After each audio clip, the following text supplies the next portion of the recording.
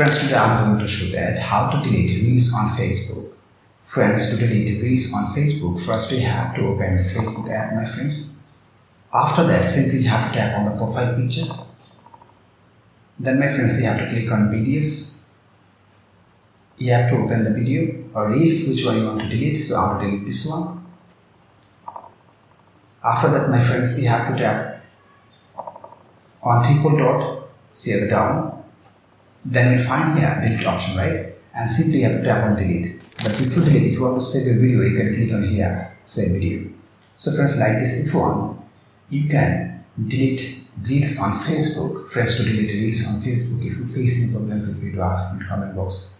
I'll try to give answers as soon as possible. Friends, if this video helpful to please like, share, comment, and especially subscribe my YouTube channel and press the bell icon to get next video notifications. Thank you for watching. Next time I'll come to an exciting video. Till then, take care. Bye bye.